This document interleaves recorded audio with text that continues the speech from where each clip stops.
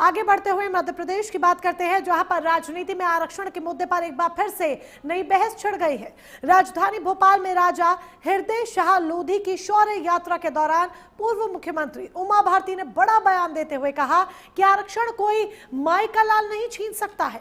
उमा भारती ने तर्क दिया कि जब तक देश में राष्ट्रपति, प्रधानमंत्री, चीफ जस्टिस के बच्चे आम जनता के साथ सरकारी स्कूलों में नहीं पढ़ेंगे, तब तक आरक्षण अनिवार्य बना रहेगा।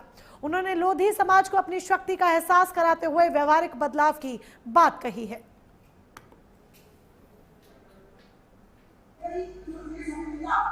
उसमें तीन चीजें होती है देश में।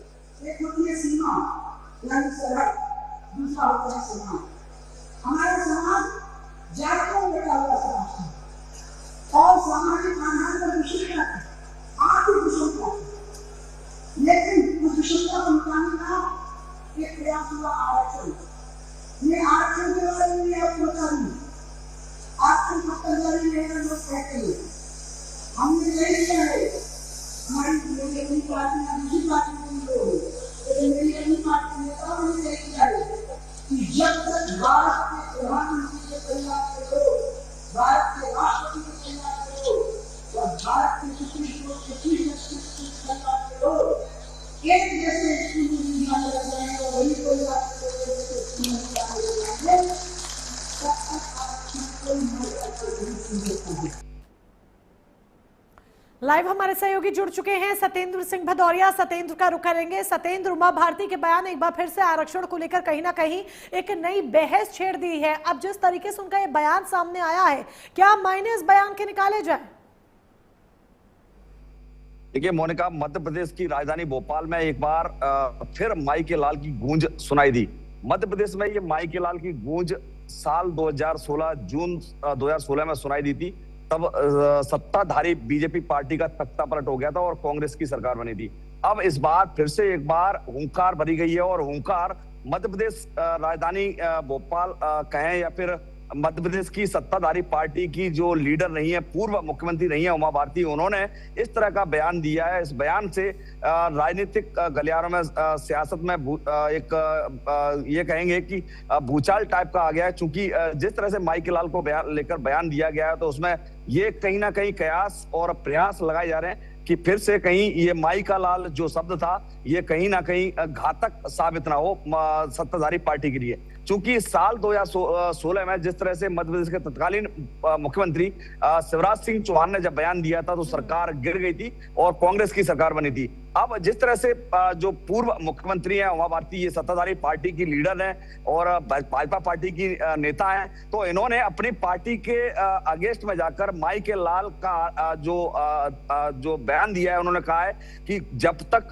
कोई माई का लाल इस आरक्षण को खत्म नहीं कर सकता, तब तक जब तक प्रधानमंत्री, राष्ट्रपति और सर्वोच्च न्यायालय हो, हाई कोर्ट हो, जिस तरीके से वो यहाँ पर प्रधानमंत्री, राष्ट्रपति इनका नाम उदाहरण के तौर पर लेती हैं, चेतावनी देते हुए और हुंकार भरती हैं उमा भारती, क्या वो सीधे चुनौती यहाँ पर दे रही हैं आरक्षण को लेकर?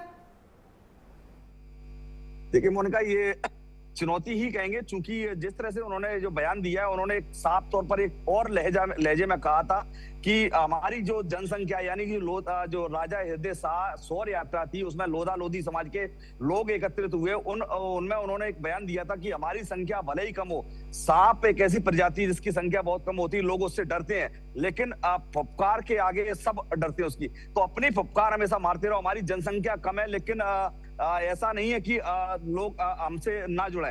तो ऐसे में उन्होंने एक अपनी समाज को लेकर, अपनी जाति को लेकर एक शक्ति प्रदर्शन भी दिखाया और शक्ति प्रदर्शन के साथ में जो बयान दिया कि आरक्षण खत्म नहीं कर सकता। यही वजह है मोनिका कि जो प्रीतम लोधी है, भाजपा के विधायक है, उनके बिगड़े बोल हमेशा सामने आते रहते हैं। जो प्रीतम लोधी है, वो उमा भारती की सह पर ही पार्टी में उनको पार्टी में लाया गया था। जब उन्होंने बयान दिया था ब्राह्मणों को लेकर, तब उनको पार्टी से निष्कासित कर दिया गया था।